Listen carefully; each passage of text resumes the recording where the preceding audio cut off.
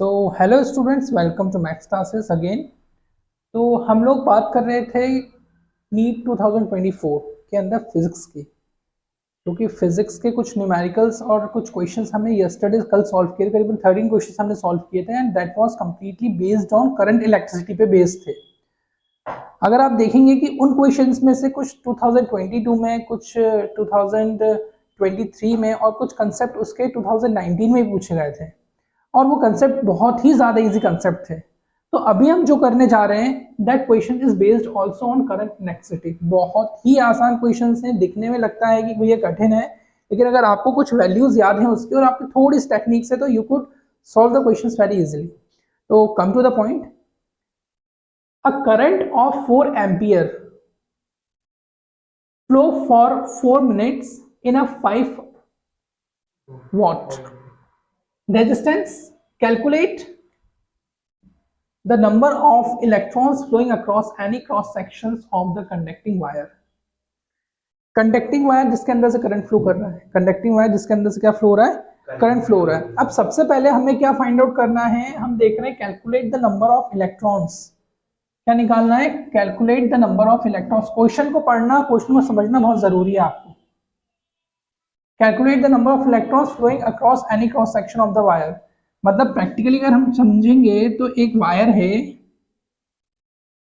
ठीक है, उस वायर का एक क्रॉस सेक्शन है, ये cross section area is A and B, एक क्रॉस सेक्शन एरिया ए और बी, और उसके अंदर से क्या फ्लो हो रहे हैं, इलेक्ट्रॉन्स फ्लो हो रहे हैं। तो नंबर ऑफ इलेक्ट्रॉन्स फ्लो होने में कितना टाइम लेंगे, नंबर ऑफ इलेक्ट्रॉन्स फ्लो होने में कितना टाइम लेंगे, ये इलेक्ट्रॉन्स हैं, ये कितना टाइम लेंगे इसके अंदर से फ्लो होने में। तो हमें मालूम है कि करंट का फॉर्मूला क्या होता है। करंट के फॉर्मूले की बात करें तो करंट होता है हमारे पास में, current is represented by I, और आई इज गोज टू होता है Q by T. Here Q is charge, Q क्या है यहाँ पे, चार्ज है, और टी क्या है यहाँ पर, टाइम है।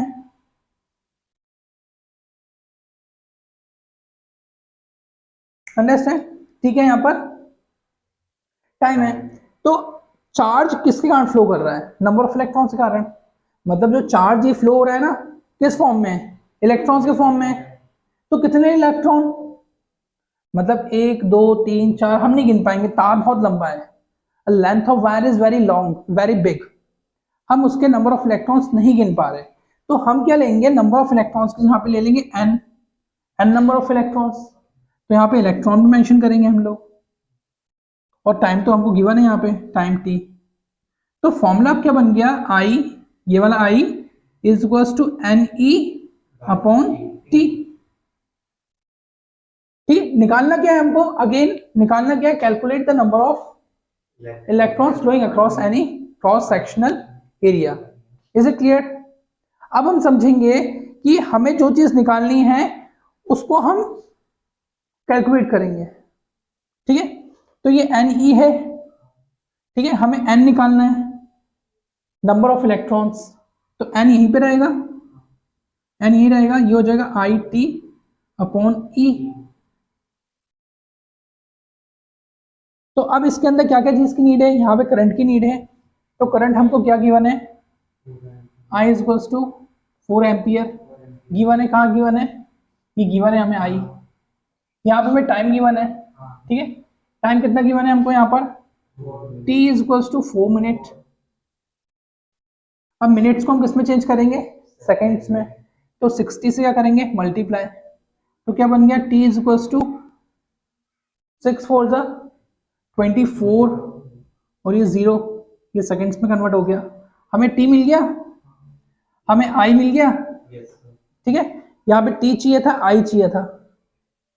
अब हमें इसके अंदर क्या चाहिए, और e चाहिए। e क्या होता है, तो e इज इलेक्ट्रॉन पे क्या चार्ज है, that's called 1.6 into 10 to the power minus 19। ये आपको पता होना चाहिए, कुछ वैल्यूज हैं जो आपको पता होनी चाहिए। जैसे आप पता भी नहीं है तो आप यहाँ से देख सकते हो, that's called 1.6 into 10 to the power minus 19 coulomb.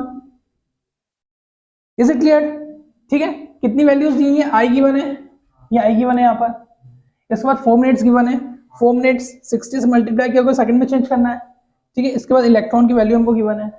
अब हम क्या करेंगे, यहाँ पर इस फॉर्मूले के अंदर वैल्यू पुट करेंगे, एन रखेंगे यहीं पर वापस। आई कितना दिया हुआ है 4 एम्पियर, 4। टी कितना गिवन है हमको यहाँ पर 240 अपॉन ई कितना गिवन है हमको 1.6 इंटू 10 की पावर -19। इतना हमने वैल्यू पुट कर दी।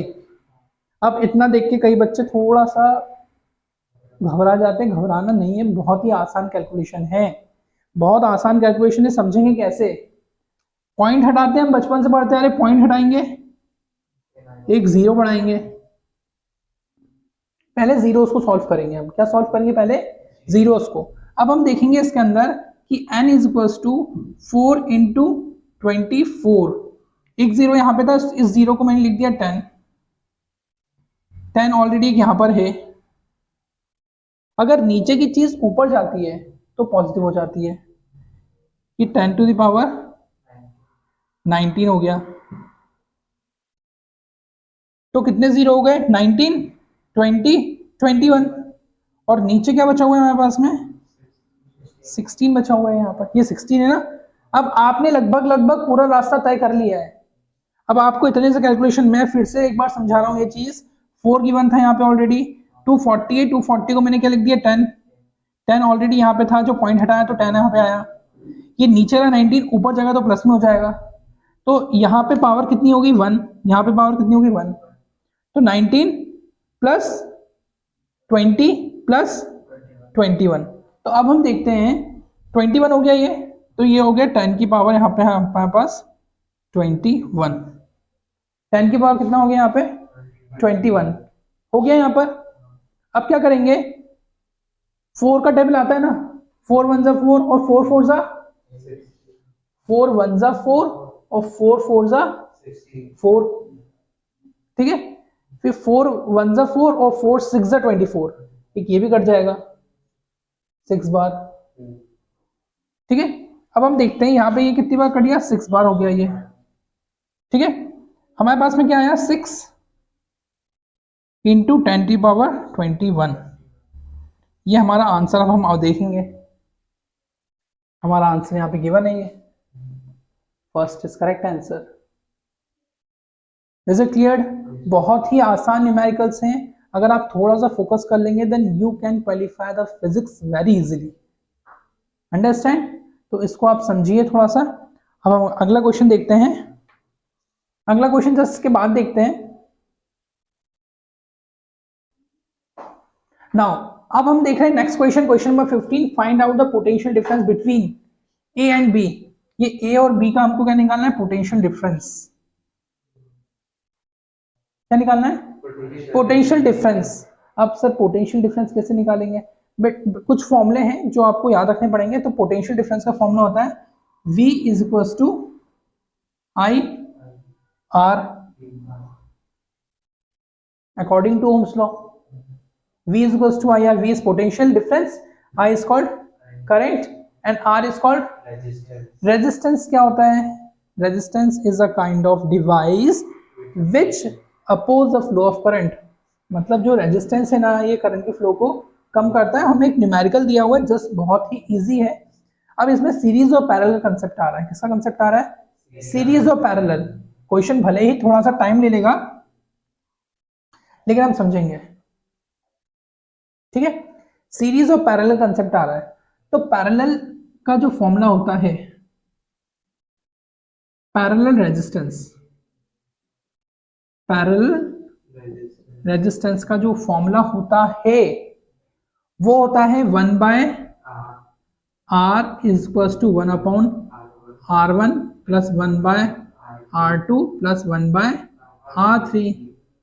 ये होता है पैरेलल रेजिस्टेंस का फॉर्मूला।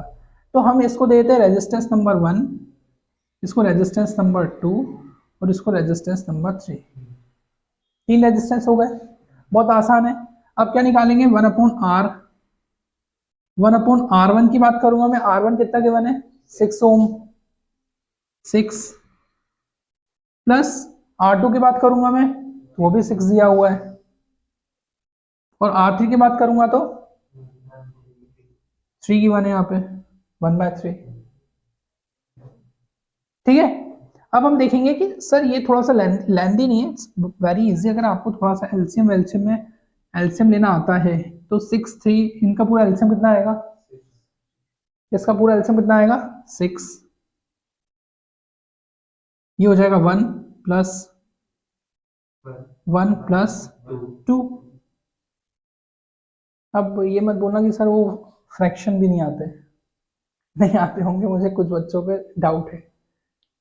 तो फ्रैक्शन की जो बेसिक मेरी क्लास है सिंप्लीफिकेशन की, वो अटेंड कर लेना, क्योंकि अगर मैं बिल्कुल बेसिक में आ जाऊंगा तो इसका लेवल गिर जाएगा थोड़ा सा, तो इसकी थोड़ी सी हम तौहीन ना करें।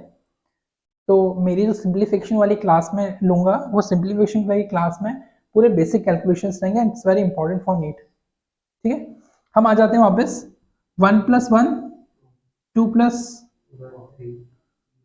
4/6, तो हमारे पास 1/r कितना आ गया, 1/r कितना आ गया 4/6। कोई दिक्कत यहाँ तक? ठीक है, अब हमारे एक सर्किट, अब हम सर्किट को देखेंगे, सर्किट किस तरीके से इजी हो गया। ये यहाँ पे गिवन था, ये यहाँ पे 2 एम्पियर है। अब ये सर्किट हमने सॉल्व कर लिया, और यहाँ पे एक रेजिस्टेंस भाई और है, तो ये कितना आ गया 4/6। ठीक है, R = 6/4 समझेंगे हम। अगर यहाँ पे हम R की वैल्यू निकालिए, R है तो R = 2/3 यानी 3/2, कितना हो गया 3/2। ठीक है, अब 3/2 जो हमारे पास में हुआ है, हम इसको डिवाइड करेंगे 3/2 को। 3/2 को अगर आप डिवाइड करोगे यहाँ पे, तो क्या नीचे यहाँ पे क्या आएगा, नीचे वाली वैल्यू आएगी ऊपर वाली आएगी, है? यहाँ पे लिख देंगे 2 और यहाँ पे लिख देंगे 3, 1 से गया, कितना बचा 1। ठीक है, पॉइंट लगाओ, 0 बढ़ाओ, कितनी बार जाएगा 5 बार, तो ये हो गया क्लियर। मैं बिल्कुल क्लियरली चीजें बता रहा हूँ। तो R = 1.5 ओम, तो ये हो गया 1.5 ओम। ठीक है, और ये भाई यहाँ पे ऑलरेडी दिया है 2.5 ओम, और ये हो गया हमारे पास में A, और ये हो गया हमारे पास में यहाँ पे B। क्लियर है? अब क्या करेंगे, ये दोनों किस चीज को रिप्रेजेंट कर रहे हैं, सीरीज को। तो सीरीज का फॉर्मूला हमारा क्या होता है, सीरीज का फॉर्मूला हमारा होता है R = R1 + R2।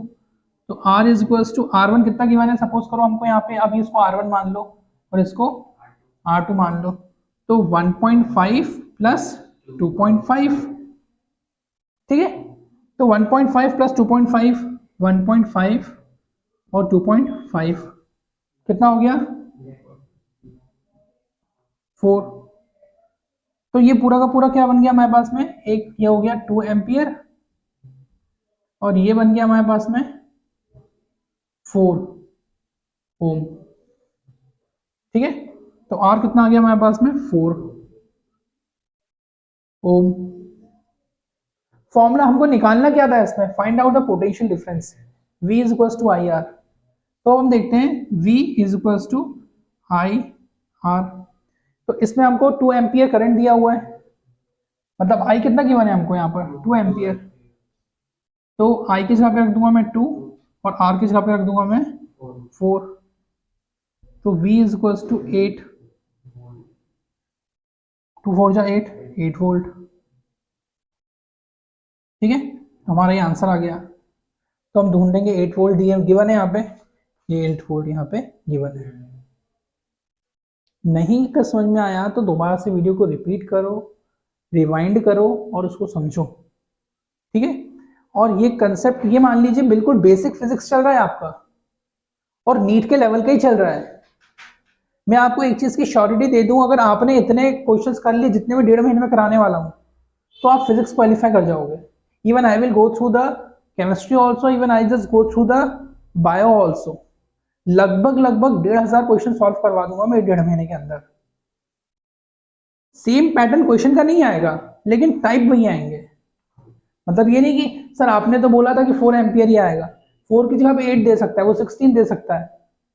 यहाँ पे सपोज करो कि हमको क्या निकालना था, नंबर ऑफ इलेक्ट्रॉन्स निकालने थे, लेकिन हो सकता है वो करंट मांगे वहां पर, तो आगे पीछे ऊपर नीचे होगा और चेंज कुछ हो ही नहीं सकता है, क्योंकि फिजिक्स तो एक कांस्टेंट है ही, कुछ नई वैल्यूज इजाद ही नहीं हो पा रही हैं अभी तक। और नीट का पेपर पिछले 10 साल के पेपर पे बेस्ड आ रहा है पूरा का पूरा, जो पिछले 10 साल के क्वेश्चन हुए हैं ना उस पर बेस्ड है पूरा का पूरा पेपर, कुछ भी नया नहीं है। मतलब समझना, मतलब मेरा ये नहीं है कि पूरे के पूरे 10 साल के पेपर आपने रट लिए और काम हो गया, रटना नहीं है, कंसेप्चुअली समझना है, और कंसेप्चुअल अगर आपने समझ लिया तो you would able to clear the exam. ठीक है, तो अब नेक्स्ट क्वेश्चन हम देखेंगे अभी इसके बाद। सो स्टूडेंट्स, नेक्स्ट हम लोग देख रहे हैं क्वेश्चन नंबर 16, मतलब हम लास्ट 15 क्वेश्चन सॉल्व कर चुके हैं, और एक्सपेक्टेड क्वेश्चन जो आने वाले हैं उसमें क्वेश्चन सिंपल है। ठीक है, it is also based on question number 14, question number 14 से जस्ट रिलेटेड है ये। ठीक है, कैसे रिलेटेड है हम देखते हैं यहाँ पर। हमें मालूम है कि करंट का फॉर्मूला क्या होता है, I is equals to Q by T. Q क्या यहाँ पे चार्ज है, सेम क्वेश्चन है वैसे ही। अब हम देखेंगे क्यू क्या है यहाँ पे, N E upon T. Is it clear. अब हम देखते हैं गिवन क्या क्या दिया हुआ है। यहाँ पे गिवन है आई, आई गिवन है यहाँ पे, तो आई इज इक्वल्स टू 4.8 एम्पियर। ठीक है, एन दिया है क्या, फाइंड आउट करना है। ई गिवन है क्या, कितना 1.6 इंटू 10⁻⁻19 कूलम, ये होती है वैल्यू इलेक्ट्रॉन की, आप वैल्यू याद रखिएगा ये। ठीक है, इसके बाद में टी गिवन है हमें यहाँ पे 1 सेकेंड, तो all that thing is given over here. अब हम क्या करेंगे, इसे पुट करेंगे यहाँ पर। हम देख रहे हैं यहाँ पे आई गिवन है, यहाँ पर आई कितना गिवन है यहाँ पे 4.8 is equals to, N given है कि एन निकालना है हमको, ई कितना गिवन है 1.6 इंटू 10⁻⁻19 अपॉन टी कितना गिवन है 1 सेकेंड गिवन है यहाँ पे टी हमको। ठीक है, अब हम देखेंगे कि 4.8 यहाँ पर है, हमें n निकालना है, तो n यहाँ पे रह गया हमारे पास में 1.6 कहाँ गया, नीचे आ गया, इंटू 10⁻⁻19, ये n की वैल्यू निकालनी है ना, ये इस तरीके से हो गया है। इसको हम सॉल्व करेंगे, कैसे सॉल्व करेंगे, हम इसको कोशिश करेंगे, देखेंगे कि ये जो हमारे पास में पॉइंट है, ये पॉइंट से पॉइंट कैंसिल हो गया। ठीक है, 16 की टेबल में 48 आता है क्या, 60 में 16, 62 जा 32, 16 3 जा 48, तो 16 में 16 और 16 3 जा 48।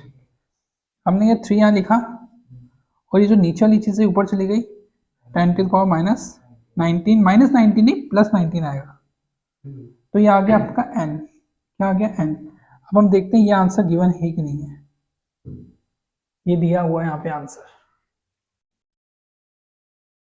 इज इट क्लियर, समझ में आया क्वेश्चन कि हमको इसमें क्या निकालना है, क्रॉस सेक्शनल एरिया पर second, given everything over here. ठीक है, नेक्स्ट क्वेश्चन हम लोग देखेंगे। ठीक है, नेक्स्ट क्वेश्चन बहुत आसान है, it's completely based on your concept. तो हम इसमें ये समझ रहे हैं कि there are two wires of same length and the same material and the radius is R and 2r, radius r और 2r दिया हुआ है। The ratio of their specific resistance, specific resistance की कल बात हुई थी, स्पेसिफिक रेजिस्टेंस की कल हमने बात करी थी कि specific resistance is depends on the material of the wire, it does not depend on the radius of the wire. ये हमारे पास में वायर है, तो ये किस चीज का वायर बना हुआ है, इस पे डिपेंड करेगा, मटेरियल पे, इसके रेडियस पे डिपेंड नहीं करेगा, क्योंकि रेडियस अगर कम भी हुआ और वायर खराब है तो करंट का फ्लो होना ही नहीं है, और मटेरियल एकदम प्योर हुआ, सिल्वर का मटेरियल हो गया, तो करंट सटासट फ्लो करेगा। तो हमेशा resistance is depends on the material of the wire. तो कभी भी इसका ये आंसर, कभी भी ये वाला भी नहीं हो सकता, ये भी नहीं हो सकता, कभी नहीं हो सकता, ऑलवेज इसका रेशियो कितना रहेगा, 1:1 is the correct answer. Is it clear. अब हम आते हैं नेक्स्ट क्वेश्चन पे। नेक्स्ट क्वेश्चन थोड़ा सा ध्यान समझिएगा। अब उसमें वायर दिया हुआ है, material of the wire given है। अब मटेरियल ऑफ द वायर क्या दिया है? Copper wire. Copper wire of length and cross sectional area LA to LA/2 and L to 2A। Resistance is minimum, मतलब आप क्वेश्चन थोड़ा सा समझिएगा, कंसेप्चुअल क्वेश्चन है कि इसमें मिनिमम रेजिस्टेंस किस कंडीशन पे होगा। 3 कंडीशन आर गिवन हियर। कितनी कंडीशन थी? मतलब या तो ए होना चाहिए, मतलब जब क्रॉस सेक्शनल एरिया ए होगा तब रेजिस्टेंस मिनिमम हो। मतलब कहने का मतलब मेरा ये है कि कोई इसका ये सपोज करो एक क्रॉस सेक्शनल एरिया यहां से लेके यहां तक क्या है? Cross section. क्रॉस सेक्शन मतलब पूरा का पूरा area one point two another point, this is called cross section area. अगर ये क्रॉस सेक्शन एरिया ए है तो क्या इस कंडीशन में रेजिस्टेंस मिनिमम होगा? या क्रॉस सेक्शनल एरिया A/2 है तो क्या रेजिस्टेंस मिनिमम होगा? या फिर क्रॉस सेक्शनल एरिया 2A है तो रेजिस्टेंस मिनिमम होगा? मतलब 3 कंडीशन सर कैसे पता पड़ेंगे? क्योंकि ए कहां पे गिवन है आपको? ये ए गिवन है, ये वाला पहला। इसके बाद हमको A/2 की बात हो रही है तो A/2 यहां पे दे रहा है ये, ठीक है। इसके बाद 2A की बात हो रही है तो 2A हमको यहाँ पे दे रहा है। तो वो ये पूछना चाह रहा है क्वेश्चन के अंदर कि रेजिस्टेंस मिनिमम कब होगा? जब मटेरियल गिवन है, ठीक है, क्रॉस सेक्शनल एरिया गिवन है, तो रेजिस्टेंस मिनिमम इन तीनों कंडीशन में कब होगा? सर वो कैसे पता पड़ेगा? वो ऐसे पता पड़ेगा कि आपको स्पेसिफिक रेजिस्टेंस का फॉर्मूला मालूम होना चाहिए। इसका स्पेसिफिक रेजिस्टेंस का, सपोज करो कि हम यहाँ पे ले रहे हैं R1। क्या ले रहे हैं? R1। तो R1 का फॉर्मूला क्या होता है हमारे पास में? रो L अपॉन A, ठीक है। तो ये कंडीशन पहली कंडीशन सेटिस्फाइड हो गई है, L रख दिया हमने यहाँ पे और यहाँ पे क्या रख दिया? A, ठीक है। तो इस कंडीशन में क्या है हमारे पास में? देखते हैं अब नेक्स्ट कंडीशन में क्या आएगा। अब ले रहे हैं हम लोग R2, नेक्स्ट कंडीशन, ठीक है। यहाँ पे लेंथ ये रो रखेंगे, रो की जगह पे रो, और L की जगह पे क्या आ जाएगा यहाँ पे? 2L upon A/2। ये A/2 रखा है मैंने, कंफ्यूज मत होइएगा। अगर हम इसको सॉल्व करेंगे ये कितना हो जाएगा? रो, ठीक है। अभी मैं इसको सॉल्व करूंगा, ये कितना हो जाएगा? 4L अपॉन A, ठीक है। अब हम देख रहे हैं कि यहाँ पे हमारे पास में जो R1 दे रहा है, यहाँ पे R1 कितना गिवन है? यहाँ पर रो L/A गिवन है यहाँ पर, ठीक है। तो ये हमारा कितना बन गया हमारे पास में? 4R1। R1 सर आपने क्यों लिखा है यहाँ पे? क्योंकि R1 की वैल्यू क्या है? रो L अपॉन A है। क्या है? Rho L upon A। तो ये जो रो L है ये रो है और ये L है, ये रो L साथ में हो गए और ये 2 क्या हो गया? मल्टीप्लाई हो गया। तो हमारे पास में कितना बचा? 4R1 बचा यहाँ पे। अगर हम यहाँ से भी देखें इसको तो ये 4 है आपके पास में, ये 4 यहीं पे रहने दो, और यहाँ पे R1 कितना है? Rho L upon A, rho L upon A, तो यहाँ पे R1 लिख दिया। Is it clear? ये कौन सी कंडीशन हो गई? फर्स्ट कंडीशन वाली हो गई, ये फर्स्ट कंडीशन, और ये वाली second condition. Now we are just coming to the third condition. Third condition में हम देखेंगे कि सेम में पुट करनी है वैल्यूज। R3, क्या? R3। अब रो की जगह पे रो, ठीक है। L की जगह पे क्या लिखेंगे हम लोग? L/2, और यहाँ पे क्या लिखेंगे? A की जगह पे 2A, ठीक है। अब इस कंडीशन में देख रहे हैं कि हम लोग कि हमारे पास में R3 की वैल्यू क्या बनेगी? रो L/4A। अब रो L किसके बराबर है? R1 के बराबर है यहाँ पे। तो R3 कितना हो गया? R1, मतलब इस पूरे की जगह पे मैं R1 रख दूंगा क्योंकि R1 ऐसा है, R1 डिवाइडेड बाय 4।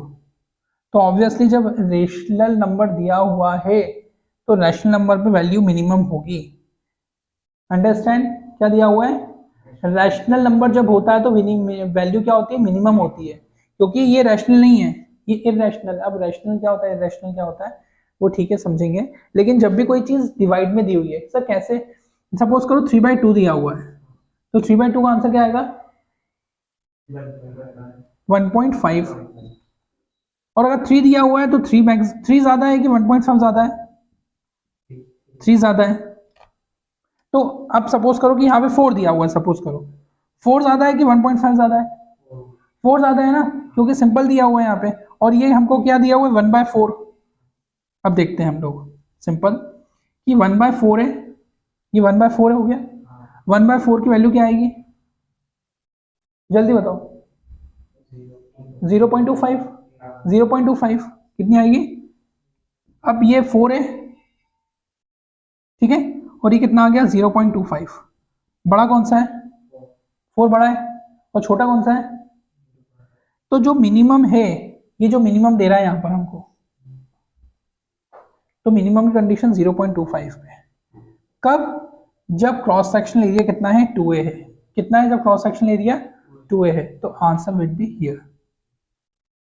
थोड़ा सा कॉम्प्लिकेटेड था, ये आ गया 450 से 500 वाले ऑब्जेक्टिव के अंदर, मतलब टोटल 720 का पेपर है, ये उस लेवल में आ रहा है जहां पे आप 400 के ऊपर क्रॉस करने वाले हैं।